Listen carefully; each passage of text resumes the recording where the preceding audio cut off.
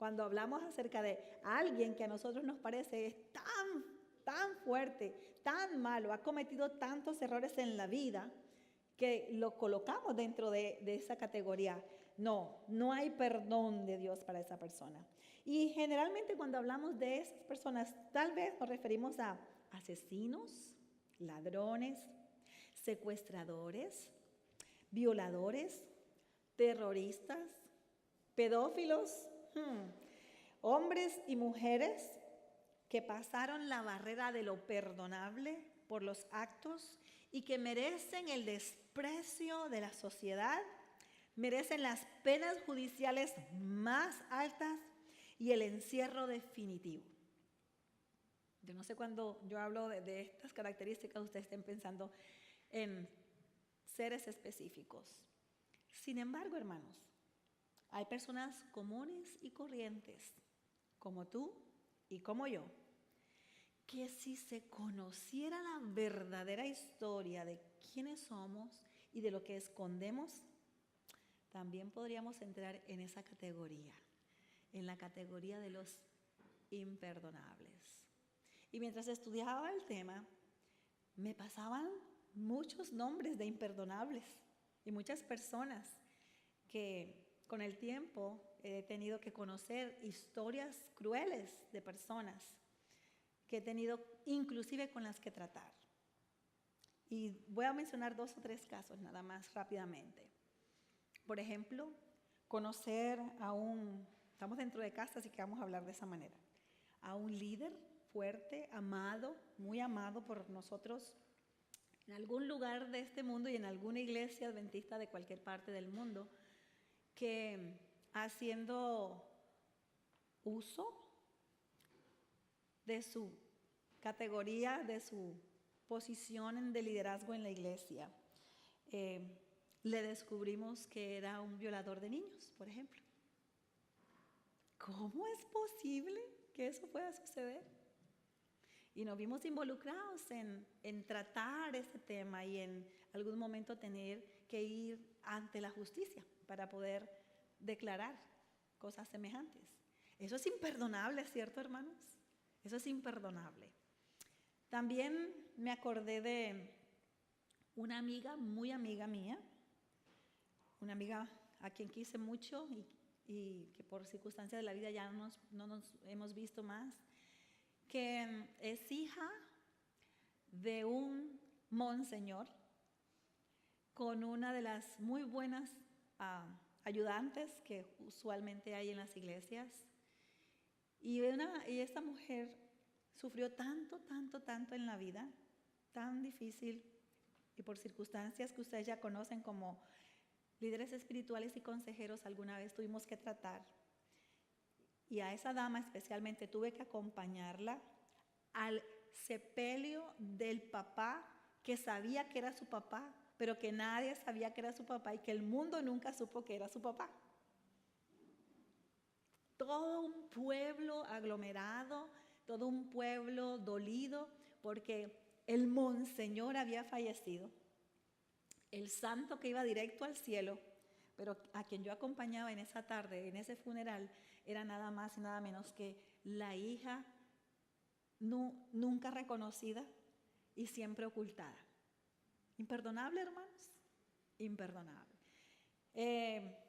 Casos y casos venían a mi mente, pero esta noche yo quiero decirles que Dios es bueno.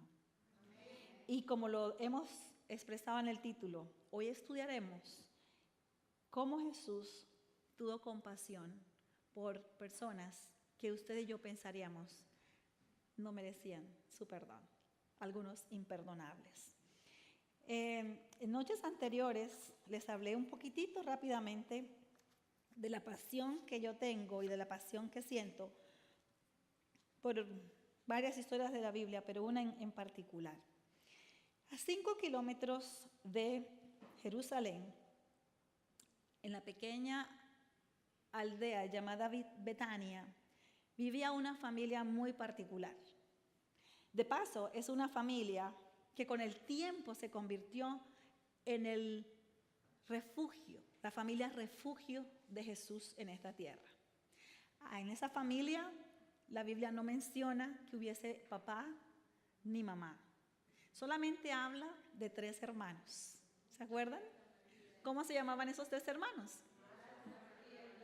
Marta, María y Lázaro. Generalmente en las familias nosotros desempeñamos una función y tenemos dentro de la estratificación familiar funciones, responsabilidades, deberes y también privilegios. Vamos a decir que el proveedor de esta casa, ¿quién sería? Lázaro.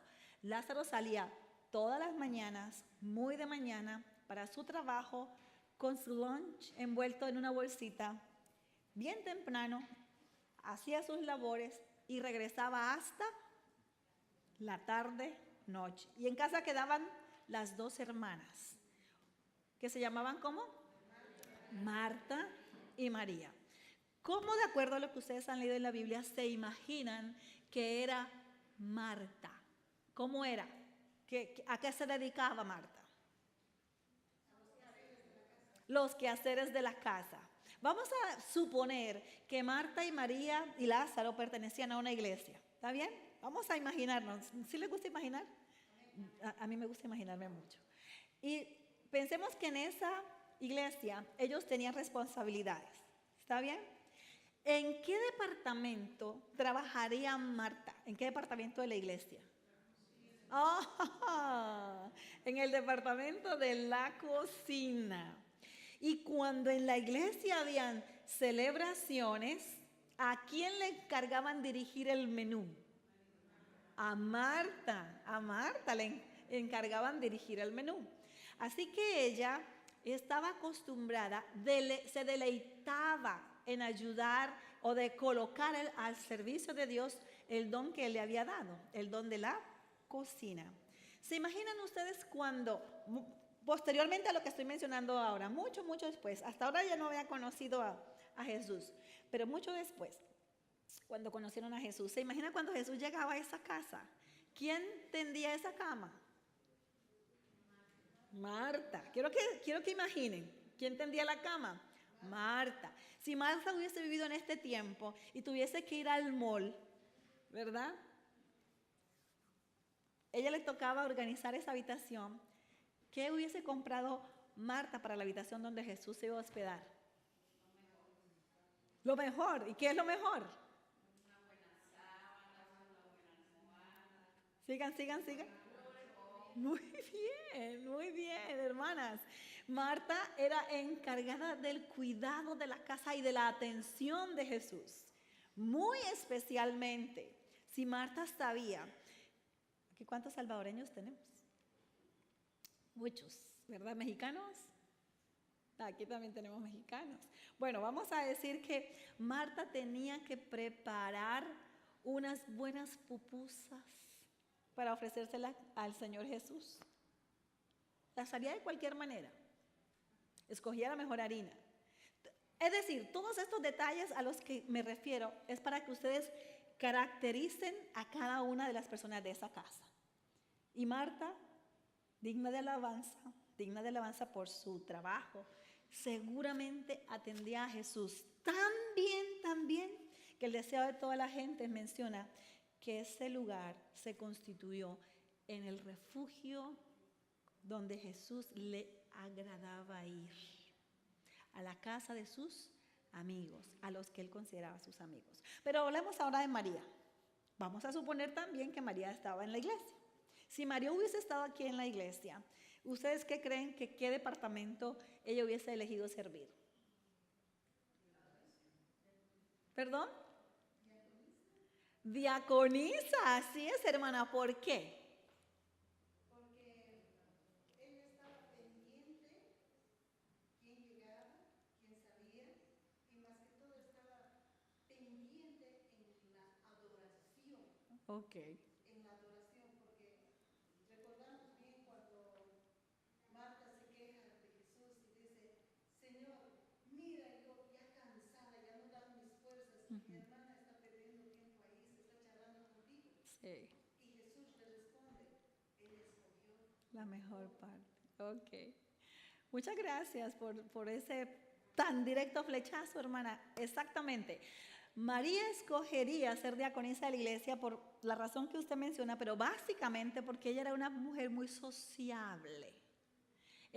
Yo me la imagino con una sonrisa muy amplia, con un buen aspecto, agradable también. Así que cuando alguien llegaba, era muy fácil para ella dar la bienvenida, ¿verdad? Y hacer a esa persona sentir cómoda. Lo de sentarse a los pies de Jesús vino mucho después. Recuerden que estamos hablando de que todavía no conocen a Cristo. Entonces, hermanos, María y Marta se quedaban solas en la casa.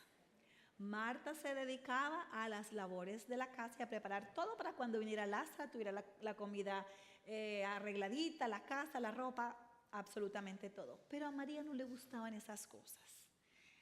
Ustedes saben de mujeres que nada de cocina, nada de arreglos, nada de eso. Bueno, María era una de esas, ¿saben? Y como era tan amiguera, tan cálida, ella le gustaba estar, ¿dónde? Díganlo sin miedo. En la calle, en la calle. Le gustaba andar así, caminando por toda Betania. Y estamos hablando de unas chicas, ¿verdad? ¿Y qué pasa cuando no hay papá, mamá, ni support en casa? ¿Qué pasa con las personas que ven a dos chicas solas?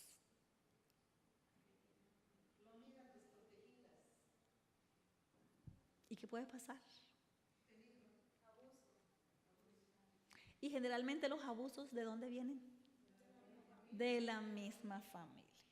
Entonces ahora quiero, con esta plataforma que acabamos de colocar, decirles que lo más seguro, de acuerdo a los estudios teológicos que se han hecho, esas chicas tenían un tío. ¿Ok? Este tío, llamado Simón, que en otro aspecto de la Biblia también uno de los evangelistas lo denomina el fariseo, y en otro lo denominan el leproso. Simón, el fariseo, el mismo leproso. Estamos hablando de tres características, pero de una sola persona.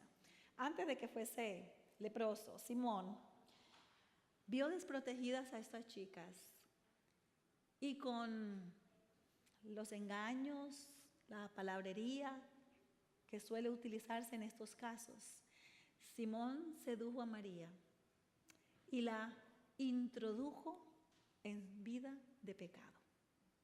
¿Estamos bien? No es el día de hablar de ese tema y profundizar un poco de las consecuencias que trae en una mujer, en una niña, el hecho de haber sido abusada sexualmente. Pero a grandes rasgos quiero decirle que cuando una mujer es abusada sexualmente, pierde mucho de su estima propia y se siente indigna del amor puro y verdadero de cualquier hombre en el futuro. Y entonces ese mismo sentimiento de inseguridad, de culpabilidad, que aunque no la tiene, se hace y se siente culpable, hace que muchas mujeres que tienen que callar, que no pueden contarle a otro su dolor y su vergüenza, entonces se desvíen, ¿verdad? Algunas van por el sendero del lesbianismo, pero otras cogen por el sendero de la prostitución y piensan que no tienen ningún valor y como no se sienten dignas, entonces así como se sienten, así viven. ¿Vamos bien? Entonces María se convirtió en la prostituta del pueblo. ¿De cuál pueblo? De Betania. Y ustedes se pueden imaginar, hermanas, cuando ya se hace público que María es prostituta porque la ven coqueteando con un hombre, después lo ven con el otro. Yo me imagino a las mamás de ese momento, de ese pueblo, diciendo, mucho cuidado, mi hijita, usted no se va a juntar con María, ¿verdad? Y cuando veían que María venía y ellas iban caminando con su esposo, y más bien como, no, va a mirar para allá. Le tenían desconfianza a María. Y empezó a cundir y a cundir y a cundir esa fama de María la prostituta. Y fue tan difícil para María vivir allí que la historia dice que ella tuvo que trasladarse a vivir a Magdala. Y entonces de allí recobró ese nombre, que es el nombre por la cual nosotros lo conocemos hasta hoy día. María Magdalena. María Magdalena tuvo encuentros maravillosos con Jesús. Y yo tengo que adelantar porque en realidad el tema de hoy no es exactamente de María, pero tengo que hacer la explicación. María se fue a vivir a Magdala, lejos, lejos, lejos, tratando de cambiar su vida, su imagen, tratando de buscar un mejor lugar donde vivir. Y María se encuentra con Jesús. Y cuando se encuentra con Jesús, ella recibe de Jesús su bendición. No voy a entrar en detalles del primer encuentro que tuvo con Jesús. Pero, además de eso, María había tenido bastantes dificultades porque hasta en el espiritismo se había metido. Y la Biblia menciona que 7 espíritus habían venido a poseerla. ¿Recuerdan? Entonces, María conoce a Jesús. Jesús le toca su corazón. Ella ansiaba estar cerca de él, pero había un problema. Cada vez que ella se encontraba con Jesús, Jesús se iba. Y ella escuchaba vez tras vez que Jesús decía: al que a mí viene no le echo fuera, al que a mí viene no le echo fuera. Y esas palabras eran para ella esperanza, valor. Así que una vez y otra vez y otra vez, María escuchaba de Jesús, pero cuando Jesús se alejaba, María caía. Cuando Jesús se alejaba, María caía. ¿Me hago entender? María no había descubierto cosas que a veces ni nosotros mismos hemos descubierto. María descubrió un día, y ahora voy a decir cuándo fue. En una ocasión, ella llegó y estaba en su corazón diciendo: no lo vuelvo a hacer, no lo vuelvo a hacer, no lo vuelvo a hacer. Porque las personas que cometen actos pecaminosos siempre desean no volverlo a hacer. Y hacen planes de no volverlo a hacer, pero la debilidad y el estar lejos del Señor gana. Y esto pasó. Llegó, no sé si por una carta, por una llamada telefónica, por un escrito, por alguna forma, de alguien que estaba interesado en los servicios de María. Y aunque ella había dicho que no lo quería hacer y que no lo quería hacer, de pronto la propuesta era buena. Ella estaría de pronto necesitada de dinero y aceptó. Así que María fue a tener ese encuentro romántico con un cliente. Y cuando estaba en el acto mismo de su pecado, se abrió la puerta de esa habitación donde ella estaba. Y había personas interesadas en usarla como nosotros le colocamos a los pececitos, como carnada para que Cristo cayera. Y esas personas precisamente eran fariseos. Irrumpieron en la habitación, tomaron a María. Ustedes saben la historia de Juan 8, ¿verdad? La tomaron de los cabellos y la arrastraron hacia los pies de Cristo. Y cuando estaba allí, ella estaba esperando. Yo me la imagino, cuando la toman de los cabellos, asustada, no quería ni abrir los ojos y tratando de agacharse y cubrirse. De paso estaba desnuda. Me imagino que la envolvieron y se la tiraron a Cristo. Y cuando estaba allí, ¿ustedes recuerdan qué fue lo que Jesús le dijo? Vamos a Juan capítulo 8, ¿está bien? En el libro de Juan, capítulo 8, encontramos la historia. Ok. Ella estaba esperando la pedrada. ¿La pedrada llegó? No. Ok. En el capítulo 8 nosotros encontramos del versículo 1 al 11 la historia.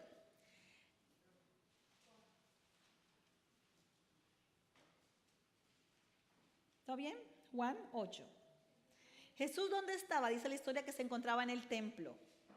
Y todo el pueblo vino a él, y sentándose, él les enseñaba. Y los escribas y los fariseos le trajeron una mujer sorprendida en adulterio, y poniéndola en medio, le dijeron: Maestro, esta mujer ha sido sorprendida en el acto mismo del adulterio. Y en la ley nos mandó Moisés a apedrear a tal mujeres. Muy bien, ustedes ya saben, no voy a entrar en detalles, pero la historia dice que como insistieron tanto en preguntarle a Jesús: ¿qué puedes hacer? ¿Qué tú dices acerca de esto? Jesús, enderezándose, dijo: el que de vosotros esté sin pecado, sea el primero en arrojar la piedra. No me interesa esa parte. En el versículo 10 dice: entonces Jesús, no viendo a nadie, sino a la mujer, le dijo: mujer, ¿dónde están los que te acusaban? ¿Ninguno te condenó? Y ella le respondió: ninguno, Señor. Y esas palabras maravillosas resonaron en los oídos de María de una forma esperanzadora: ni yo te condeno. Vete, y esta frase, y no peques más, es porque en más de una ocasión Jesús se había encontrado con María y le había perdonado. Es decir, por favor, ya, no más, no más. Y en este instante es cuando María comprende lo que usted y yo debemos entender. Si nosotros, en el caso de María, no podemos ver cara a cara a Cristo, Dios ha dejado formas en que nosotros nos podemos comunicar con Él. Su palabra y la oración. Por fin María entendió que no necesitaba estar físicamente delante de Jesús para poder estar cerca de Él. Que a través de su palabra, la palabra que Él había dejado y hablado, y a través de la comunión podía estar cerca de Él. Y que cuando una persona está cerca de Dios a través de su palabra y de la oración, no hay opción para pecar. ¿Cómo así, hermana? Cuando una persona está lejos de Dios, es decir, no comete, voy a decirlo de otra manera, no comete actos pecaminosos, está tan cerca, tan conectado con su Salvador, que Él le da el poder a través de su Espíritu Santo para vencer sobre el pecado. No es que la persona se hace santa en sí, es que su dependencia de Dios le permite a través del Espíritu Santo vencer cualquier acto pecaminoso. ¿Estamos bien? Y María lo entendió. Y cuando ella entendió eso, que no había entendido durante 7 veces consecutivas anteriormente, ahora por fin la vida de María cambia. Y dice: no. Y hizo lo mismo que hacemos usted y yo cuando conocemos la verdad del Evangelio. Yo me regreso a Betania, porque esto que a mí me ha pasado lo tiene que saber mi hermano Lázaro y lo tiene que saber mi hermana Marta. Y entonces María deja a Magdala y se regresa a Betania para contarle a todo el mundo. ¿Se pueden imaginar la gente, los vecinos, los amigos de la cuadra cuando ven que María regresa? Regresó María. Y otra vez de vuelta a los espositos. Y la niña es con ella, no sé, ¿verdad? Pero a María ya no le importaba eso. El Señor había cambiado su corazón y había cambiado su mente. Había cambiado su mente. Cuando María iba de regreso hacia su tierra de Betania, en el camino pudo encontrar algo que era muy común encontrar. En el camino pudo encontrar muchos leprosos. ¿Y qué era lo que decían los leprosos cuando alguien se acercaba o iba muy, muy cerca de la gente? Inmundo, inmundo, inmundo. Esa era la expresión, ¿no es cierto? Y en una de esas tantas personas que ella pudo escuchar diciendo esa frase, reconoció la voz. Una voz que ella conocía. ¿Cuál podía ser la voz? La voz de... ¿Se puede imaginar la sorpresa? Oh, por lo menos María estaba a salvo, ¿o no? Por lo menos estaba a salvo de cualquier intento que tuviese ese tío perverso de acercarse a ella. Así que María disimuló que no conoció la voz y se fue para casa. Estoy imaginando, hermanos, pero la historia tiene que haber sido de esa manera. Cuando María se encuentra con su familia y le cuenta acerca de Jesús, y ahora Jesús tiene la oportunidad de venir, ahora es donde empieza Jesús a ser amigo de Marta y de Lázaro. Porque ¿quién era la sociable de esa casa? María. Así que ¿quién cree ustedes que llevó a María a su casa? Perdón, a Jesús a su casa. María. María llevó a Jesús a su casa y por eso, con tanto amor y con tanta gratitud, María pudo acercar a su familia a Cristo Jesús. Y Cristo pudo encontrar en este círculo familiar todo el amor, toda la comprensión, todo el cariño, todo el descanso. Cuando Jesús estaba muy cansado, la Escritura dice, Elena G. White dice que Jesús iba a la casa de Marta, María y Lázaro. Y Juan capítulo 11 dice que Jesús amaba a Marta, a Marta, a Lázaro y a María enormemente. Pero bueno, y hasta aquí no hemos leído Lucas. Y Lucas 7, que es el estudio nuestro, ahora lo vamos a ir juntos.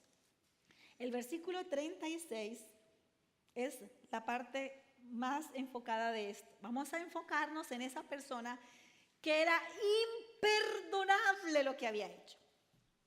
¿Por qué era imperdonable este tío? ¿Quién me quiere ayudar a decir? ¿Qué creen ustedes? Si ustedes hubiesen estado ahí, hubiesen tenido que juzgar a Simón, ¿qué hubiesen pensado de él?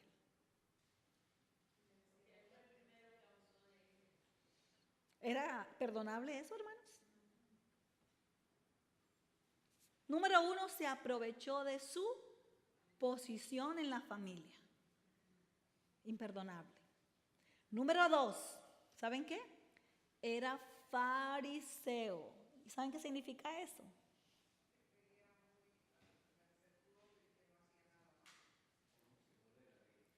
Conocedor de las Escrituras como ninguno. ¿Ok? Es decir, no era que no tenía conocimiento. Conocedor de las Escrituras, ¿verdad? Parte de la familia. Era una de las personas más respetadas de la sociedad, de quien la sociedad esperaba todo lo bueno y todo lo mejor, que tenía una imagen para proyectar impresionante y nadie podía ni siquiera levantar su mano para decir, no, imposible. ¿Qué tal que a María se le hubiese ocurrido delatarlo? Miren la posición de María y miren la posición de Simón. ¿A quién lo hubiesen creído, hermanos? La pobre María hubiese quedado, ¿verdad? Con tremenda fama y ahora para echar la culpa al inocente Simón. ¿Notan la historia? Muy bien, pero resulta que a ese Simón, y eso es lo que vamos a leer ahora, a ese Simón que María tenía como tío, vamos a ver qué dice el versículo 36, mejor que lo diga la Biblia. 7:36, uno de los fariseos rogó a Jesús que comiese con él. Y habiendo entrado en casa del fariseo, se sentó a la mesa. ¿Por qué Simón invitó a Jesús a su casa? ¿Saben por qué lo invitó? Porque Jesús lo había sanado de la lepra. Pero Jesús, ¿cómo se le ocurre sanar a este? Pensarían ustedes, déjelo así tal cual está, lejos de la sociedad. ¿Saben por qué lo hizo? No lo hizo por quien era Simón, lo hizo por quien es Jesús. Muchas veces nosotros pensamos en que hay personas que no son dignas de, y sin embargo el Señor las bendice. ¿Sabe por qué las bendice, hermanos? No por quienes son ellas, sino por lo maravilloso, grande y poderoso que Él es. Y eso tiene que quedar muy claro porque a veces no comprendemos por qué los malos prosperan. No prosperan por ellos, prosperan por quién es Dios y quién es el que lo bendice. Así que Él, en gratitud, porque es que los fariseos no podían recibir ningún favor de gratis. Están acostumbrados a la ley y están acostumbrados a que cuando uno hace algo, lo hace porque lo merece o lo puede pagar. ¿Ok? Y entonces él decía, bueno, a mí este Señor Jesús, maestro, me sanó, pero yo no se lo pedí, ni tampoco le agradecí, ni tampoco le he pagado, ni le he retribuido en algo. Entonces, ya sé, voy a preparar una fiesta. Y lo voy a invitar en honor a Él, por lo que ha hecho por mí. ¿Sí? Es como decir de alguna manera, le voy a devolver el favor, ¿verdad? Jesús no necesitaba de eso. Sin embargo, accedió. Así que Simón preparó la fiesta y a la fiesta invitó a Lázaro. Toda la gente dice que Lázaro estaba ahí y también estaba Marta. Pero a Marta la invitaron ¿por qué? Para que cocinara. Era la mejor cocinera del pueblo. Así que ella la invitaron. ¿Y a María la invitó? ¿Por qué no? Si invitó a Lázaro y invitó a Marta, ¿por qué no invitó a María? Por la conciencia, por temor, porque no le convenía.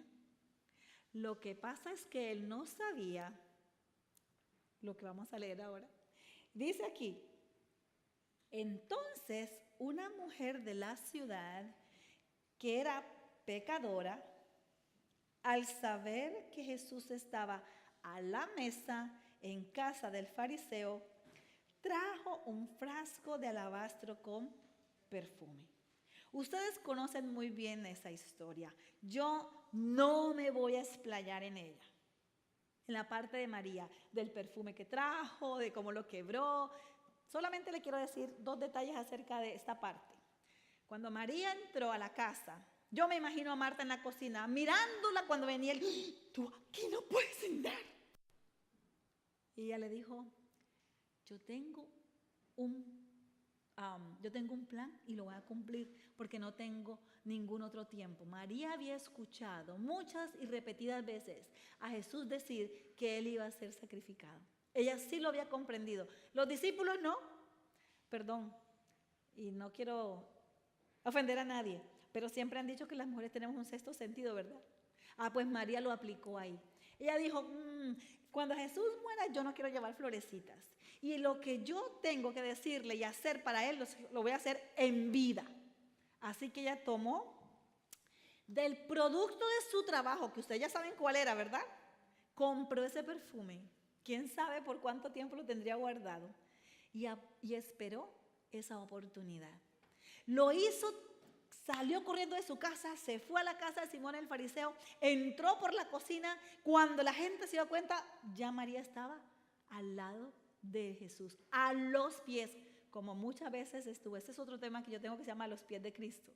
Y en ese momento ella se coloca a los pies del Señor y ejecuta su plan. Ay, pero se le olvidó traer la toalla. No trajo un paper towel, no trajo nada. ¿Y ahora qué hacía? Y regó, hizo el reguero, porque el plan de ella era, le echo el perfume y salgo, nadie se va a dar cuenta. Ella no quería ni siquiera que la gente se diera cuenta. Hermanos, pero cuando ustedes tapan un perfume, ¿qué pasa? La fragancia inunda el lugar. Y entonces María se dio cuenta que me descubrieron. Ahorita lo vamos a ver aquí en la lectura. Me descubrieron, pero ya le regué el perfume y ahora no traje. Ya sé. Y María hizo algo prohibido en la sociedad judía para las mujeres. Cogió su velo, se lo quitó y con sus cabellos empezó, una cabellera larga, esto no es nada, ¿verdad? Una cabellera bien larga, empezó a enjugar. Cuando decimos enjugar es como a enjuagar, como a secar los pies de Jesús. Ay, hermanos, eso fue lo peor que ella pudo hacer. Aparte de todo lo malo que había hecho, entra a la casa sin ser invitada, se sienta en un lugar donde las mujeres no se les permitía estar. Si yo les contara todas las leyes que había en contra de las mujeres en el tiempo de Jesús. Para decirles rapidito, número 1, una mujer casada con un judío, cuando iba por la calle, no podía hablar con su esposo. Él caminaba adelante y ella detrás. Un hombre no podía saludar a una mujer que no fuera su esposa. Si no podía la que era, mucho menos la que no era. Un hombre no podía sentarse al lado de una mujer, cualquiera que fuera, ni que fuera de la casa, ni que no fuera de la casa. Jesús lo hizo. ¿Se acuerdan? En un pozo, al mediodía. Alguien venía a coger agua. ¿Y Jesús qué hizo? Se refirió a ella. Cuando los discípulos vinieron de haber comprado las pupusitas que se iban a comer ahí en el almuercito, lo encuentran, se pegaron Jesús. ¿Qué hace? Hablando con... Y es samaritana para completar. Rompió esquemas por amor a la humanidad. Y ahora voy a decir, con permiso, caballeros, por amor a la mujer de ese tiempo. Un día esto compartiré con ustedes un tema que se llama ¿Cómo trató Jesús a las mujeres? Y Lucas es lleno de ejemplos de lo que Jesús hizo. Así que ahora, si una mujer se quitaba el velo, que era prohibido en la calle, hasta el día de hoy, nosotros estuvimos en Jerusalén, en Israel hace ratito, hace 2 añitos atrás, y todas están cubiertitas. Y a veces habían lugares donde nos avisaban, hoy tienen que llevar sus bufandas para que se cubran, porque en esos lugares no pueden entrar con la cabeza descubierta. Y allá entramos, y ahí tengo fotitos, todas tapaditas. Porque no se puede, realmente no se puede, es parte de la cultura. Y entonces, esta muchacha ahora coge en ese lugar, se quita su velo y empieza a secar los pies. ¡Ay, sí que peor! Es decir, ni ocultó quién era. Según ellos, solo las mujeres que usaban el cabello descubierto eran las prostitutas. Y por eso dice la palabra, sigamos leyendo. Dice que ella tomó el frasco, ¿verdad? Lo trajo y es versículo 38, y estando detrás de él a sus pies, y usted dice, ¿cómo puedes estar detrás de Jesús a sus pies? Si los pies uno le quedan para adelante. ¿Y cómo que estaba atrás? ¿Y cómo? Fácilmente. Las sillas de ese tiempo para los invitados no eran como las nuestras hoy. Eran sillas, ¿hice algo malo? No. Eran sillas que se colocaban, de esas que son como lounge, ¿verdad? Donde la persona se sienta con las piernas estiradas. ¿Cómo le llamamos a esa? Bueno, ¿cómo se llamen? Esa era, se sentaba así y ella se fue por la parte de atrás, no por la parte de adelante. Por eso a veces cuando alguien me decía, pero ¿cómo dice la Biblia que estaba a los pies de Jesús por detrás? Entonces esa es la explicación sencilla. Cuando ella se colocó, dice el versículo 38, llorando, comenzó a regar con lágrimas sus pies. ¿Por qué llorando? Por fin María había aprendido con su corazón que Jesús la había perdonado personalmente, la había perdonado públicamente y la había rescatado de la vida de pecado que tenía. Su gratitud impulsó sus lágrimas. Dice, y los enjugaba, besaba sus pies y los ungía con perfume. Cuando vio esto, el fariseo que la había convidado dijo para sí, si fuera profeta, conocería quién y qué clase de mujer es la que le toca, que es una pecadora. ¿Quién lo decía? ¿Quién? El mayor pecador. Y hago un paréntesis aquí, hermanos. Y espero que este paréntesis no se les olvide nunca en la vida. Jamás.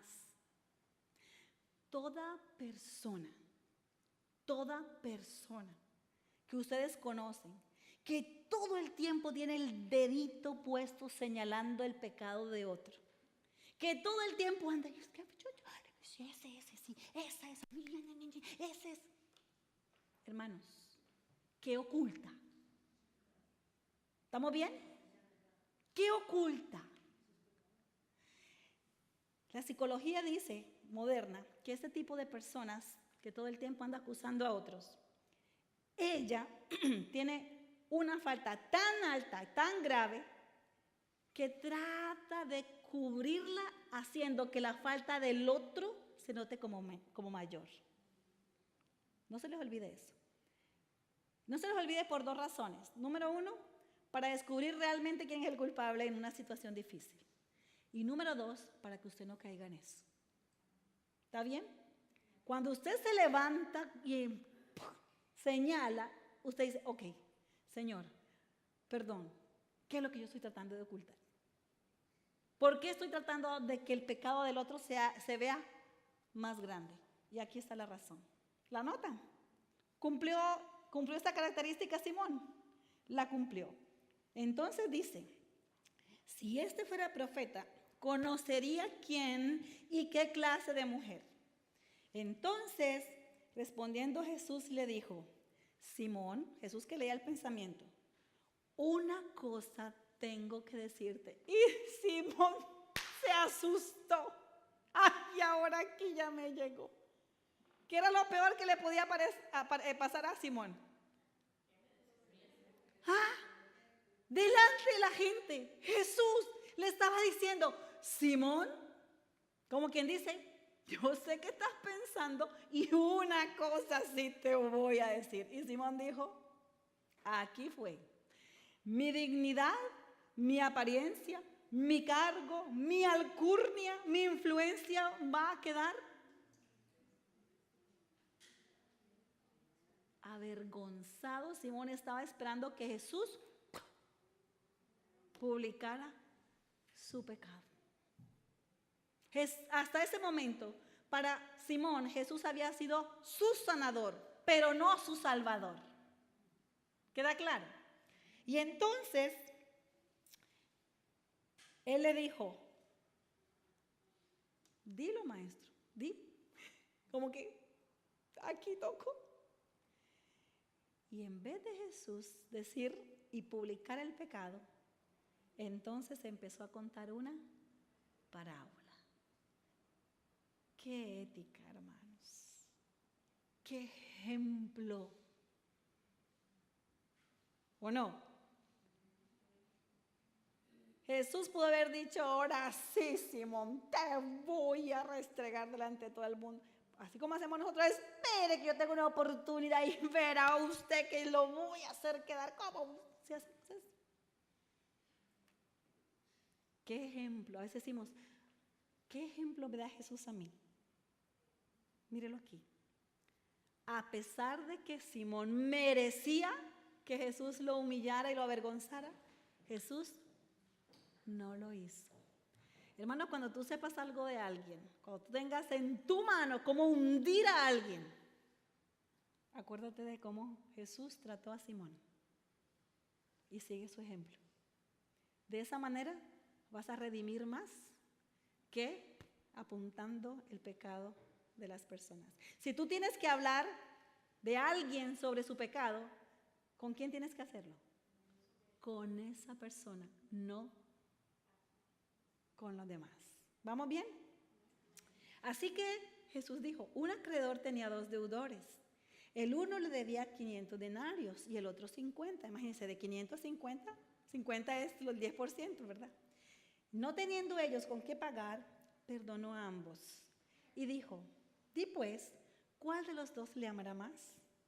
Respondiendo Simón, dijo, pienso que aquel a quien perdonó más. Y el Señor le dijo, rectamente has juzgado. Y vuelto la mujer, dijo a Simón, ¿ves esta mujer?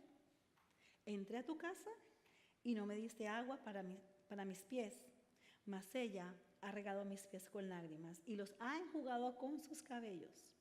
No me diste un beso cuando entré, mas esta no ha cesado de besar mis pies. No ungiste mi cabeza con aceite, mas esta con perfume ha ungido mis pies. Por lo cual te digo, Simón, que sus muchos pecados le son perdonados. Si tú crees que ella es pecadora, es muy pecadora, porque amó mucho, más aquel a quien se le ama, más aquel a quien se le perdona poco, poco ama. Y a ella le dijo, María, tus pecados te son perdonados. Y los que estaban juntamente sentados a la mesa comenzaron a decir, ¿quién es este que también perdona pecados? Pero él le dijo a la mujer, tu fe te ha salvado, vete en paz. Y Simón se quedó, como muchos de nosotros decimos, what in the world? Es decir, a ella le ha perdonado más porque ha amado más. Y en cambio yo.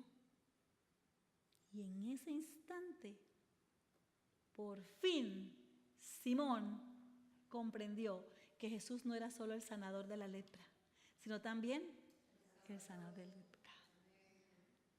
Y fue una persona diferente. Los imperdonables fueron objeto de la compasión de Cristo. ¿Cómo tratamos nosotros al pecador? ¿Cuál es la forma en que nosotros nos acercamos a una persona? Cuando un hermano está aquí y se va de la iglesia, pasa un tiempo y luego regresa, ¿cómo lo tratamos nosotros? ¿Cómo se siente esa persona que vuelve? ¿Se siente como que es recibido como el padre amoroso que recibe al hijo pródigo y le abraza? ¿O se siente que ese hermano que está aquí, que nunca se ha ido, que siempre se ha portado juicioso, lo recibe como el hermano mayor? ¿Y este qué hace aquí? Y cuando piden restitución y bautismo en la junta, entonces es un problema. No, eso no lo podemos bautizar, ni ese hermano hecho.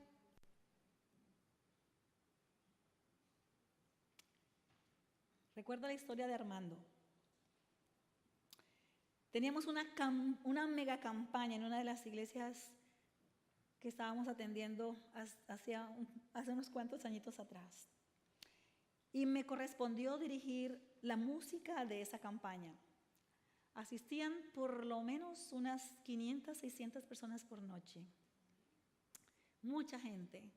Y queríamos conectar a la gente con la música, pero también queríamos ayudarlas a sentirse cómodas dentro de la iglesia, especialmente los amigos que venían cada noche, que eran entre por lo menos unas 100 personas.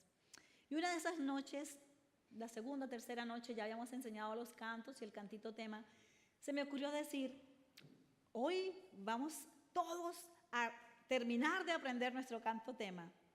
Y al final, después de haberlo cantado, voy a pedirle a un amigo voluntario que venga aquí al frente y nos acompañe porque ya se lo ha aprendido. Y cuando terminamos de cantar, salió de entre las bancas un joven como de unos 26 años, caminando un poquito cojito, tenía un defecto en una pierna. Y él llegó y se subió y le pregunté, ¿cómo te llamas? Y él me dice, Armando. Bienvenido, Armando. Entonces, ¿te sabes ya el himno tema? Dijo, sí. Ok, entonces le pasamos su micrófono y pues le teníamos un regalo también. Y Armando empezó a cantar con todos y todos felices. Desde ese día, Armando se convirtió en una persona muy admirada por la iglesia. No falló ninguna noche a las conferencias, estuvo todo el tiempo ahí. Un hermano humilde de nuestra iglesia lo traía noche tras noche. Y la campaña duró por ahí como unas 3 semanas. Cuando eso se hacían campañas de 3 semanas, ahora se hacen muy, muy cortas. Y antes de terminar la campaña, Armando ya había sido totalmente preparado con los estudios bíblicos y había pedido ser bautizado. Así que el último sábado del año, el sábado de la campaña, estábamos todos contentos por todas las almas que habían decidido entregarse a Jesús y particularmente por Armando. Ya le habíamos empezado a tomar mucho, mucho cariño. Cuando llegó la hora de la escuela sabática, Armando no aparecía.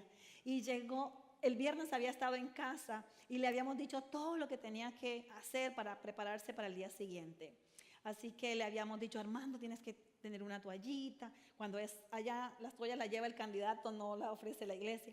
Tienes que un pañuelito, y si no lo tienes, pues me avisan. Dijo, no, yo me voy a comprar todo eso nuevo, porque eso es muy importante, y yo quiero tener todo nuevo cuando me entregue a Cristo. Así que fue una experiencia bonita, y a la hora de la escuela sabática ya terminando, Armando no llegaba, estábamos como en angustia, así que el predicador especial de la campaña y todos, ¿dónde está Armando? ¿Dónde está Armando? Ya están todos, pero falta Armando. Y llega el hermano que lo traía cada noche y nos dice, Armando está en la cárcel. Anoche, después de que venía de comprar sus cositas para el bautismo de hoy, lo tomaron preso. Y Armando tenía una larga lista de, ¿cómo le decimos a alguien que ha cometido tantas infracciones? De cargos. Armando, durante toda la vida, desde los 12 años, había sido lo que nosotros denominamos en Colombia como un apartamentero. Es decir, un joven cuyo arte y trabajo, ese era su oficio, era robar apartamentos, apartamentero. No sabía hacer más nada. Desde niño en la calle aprendió como María todo lo malo. Así que él sabía todo lo malo. No era muy alto, pero cuando nos contaba sus historias de cómo él hacía para atracar a las personas dentro de los apartamentos o fuera de ellos, realmente era un maestro en el arte de robar. Así que Armando estaba preso y no podía venir al bautismo. Estando todos ahí dijimos, ¿qué podemos hacer? Así que el predicador dijo, tenemos que ir por Armando, tenemos que sacarlo de la cárcel y traerlo al bautisterio. Así que ustedes demoren un poquito el programa mientras nosotros vamos y lo sacamos. Mi esposo fue, pastor Quintana, que era el predicador, fue. Cuando todos estábamos ya al culto, vamos a cantar la doxología y todo eso, aparecen los dos pastores con Armando. ¡Qué gozo, hermanos! Yo creo que de los bautismos que yo recuerdo, que mi corazón se haya estallado en emociones y en gratitud al Señor, cuando vimos que sepultaban a Armando en las aguas del bautismo, fue maravilloso. Y entonces dijimos que íbamos a escribir un libro que se iba a titular De la cárcel al bautisterio. Había muchas cosas lindas que habían pasado. Lo más hermoso de esta historia es que Armando aceptó al Señor con todo su corazón y ahora quería hacer una vida nueva en Cristo Jesús. Pero al igual que María, la lista y la reputación era muy grande. A mi esposo le tocaba ir con Armando. Cuando lo sacaron bajo la fianza y la confianza de que dos pastores lo habían ido a sacar y que ellos se hacían responsables de aquí en adelante de este muchacho. Así que así lo hicimos, nos hicimos responsables de él. Muchas veces cuando Armando venía a casa, de manera intencional, nosotros colocábamos cosas de valor donde él las pudiera tomar y se las robara. Queríamos que se las llevara para saber qué tanto estaba preparado. Y Armando nunca tomó nada que no le perteneciera. Empezó a trabajar y la primera vez que llegó trabajando era vendiendo panecitos en una bicicleta de esas que se suenan con el claxon. Y llegó a la puerta y y yo salí, ¿quién hace tanto escándalo? Y cuando me ve me dice, mi primer trabajo en el día, nunca antes había trabajado, míreme, estoy trabajando. Y todos éramos felices de la nueva vida que él tenía. Pero en ese entonces empezó una limpieza de delincuentes en la ciudad. La historia es muy larga. Armando ya había entrado a cantar con mi coro de la iglesia y ese domingo en la tarde, cuando tomé el taxi con mis dos niñas pequeñas, mi esposo no estaba, para ir a atender el ensayo. El taxista cuando llegó a la iglesia dice, interesante, ¿ustedes pertenecen a esta iglesia? Sí. ¿Vienen a un programa ahora de culto? Le dije, no, tenemos un ensayo de música un domingo en la tarde. Dice, anoche mataron a un muchacho que asistía a esta iglesia. Y dije yo, ¿cómo? Me dice, sí, un muchacho que asistía a esta iglesia. Se llama así, pero le decían así. Nosotros conocíamos sus dos nombres. Y yo le dije, no, usted está equivocado. Me dice, no, lo mataron anoche. ¿No sabían? ¿Se puede imaginar, hermanos? No hubo ensayo. Fue muy duro, demasiado duro para todos nosotros. Y empezamos a buscar a mi esposo que estaba en otra parte. Así que cuando me contacté con él y le dije, no llegues a casa, ve directo a la casa de la madre de Armando. Y no fue fácil, hermanos. No le puedo decir que es una historia agradable. No fue fácil. Armando fue sepultado y el corazón nuestro quedó totalmente lastimado, muy lastimado. Especialmente el lunes en la mañana, cuando en primera plana, en el periódico, aparecía el gran triunfo de la justicia. Habían por fin encontrado y acribillado a uno de los hombres más peligrosos de ese lugar. Se daban honores por haber matado a este joven. Estaba su foto y estaba su nombre. Y yo le decía a mi esposo, es falso. Esto que está aquí es falso. A esta persona que presentan aquí no es Armando. Ese no es el Armando que nosotros conocimos. ¿Cuál será la sorpresa de estas personas que lo asesinaron? El día que Armando se levante de entre los muertos y ellos puedan darse cuenta quién era él para Jesús. Un imperdonable, hermanos, para la sociedad, pero para Dios, un corazón maravilloso. El imperdonable Armando aseguró su entrada al reino de los cielos, aunque el mundo no lo conocía de esa manera. Yo agradezco a todas aquellas personas que, como Armando, conocedores de su condición de pecadores extremos, pudieron decidir hacer pacto con Jesús. Yo no conozco tu pecado, Dios sí. Yo no conozco qué tan culpable te sientes, Dios sí. Yo no conozco cuántos horrores y errores tú hayas cometido en la vida, como los horrores y horrores que yo he podido cometer. Pero una cosa sí sé, tenemos un Jesús compasivo, un Jesús que perdona lo imperdonable y a los imperdonables. Hoy quieres tú extender tu mano y decirle: Señor, ¿me puedes perdonar a mí también? ¿Puedes dejar de ver el pecado del otro y concentrarte en el tuyo propio?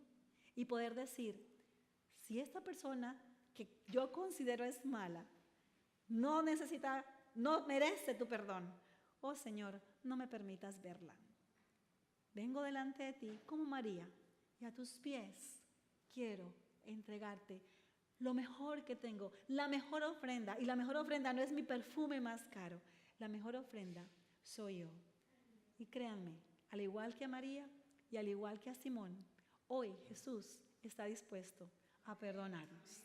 ¿Alguno de ustedes quiere decirle al Señor: Señor, yo no estoy hablando para personas que no son de la iglesia?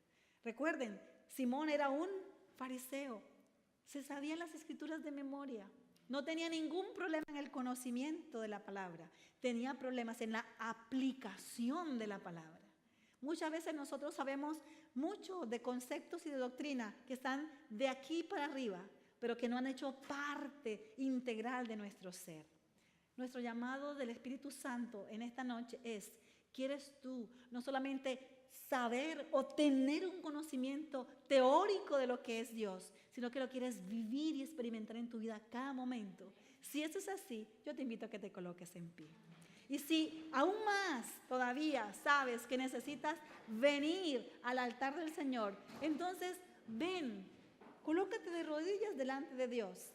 Y voy a pedirle al pastor que venga y nos dirija una oración especial de reconsagración al Señor y de gratitud ante todo por su tremenda compasión. Alabado y glorificado sea mi Dios, alabado y glorificado sea Jesús, que hoy extiende su amor, y alabado y glorificado Él, porque toca tu corazón y tú puedes venir a su presencia.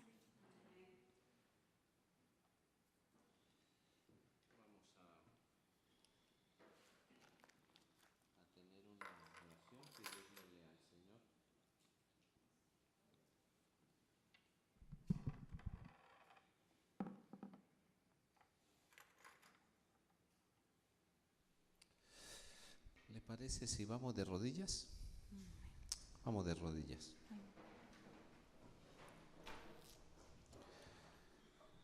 Señor bueno, gracias porque a través de Jesús, el Cordero de Dios que quita el pecado del mundo, es una realidad que la vida, el corazón, el alma puede encontrar paz en medio de la tormenta. Reconocemos que el pecado nos ha afectado, a unos de una manera y a otros de otra.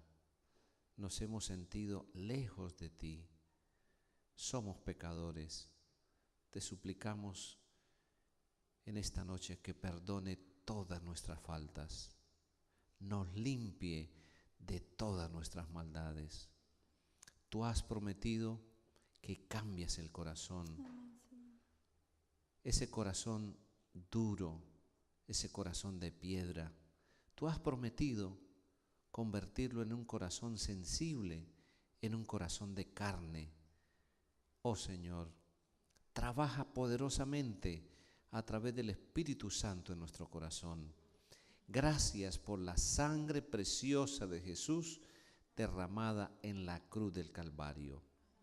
Si hay alguien en esta noche aquí presente que se encuentra desamparado, que se encuentra que no hay salida, oh Señor, hazle entender tu amor, hazle entender tu misericordia, tu gracia, Padre bueno. En el nombre de Jesús. Amén y amén.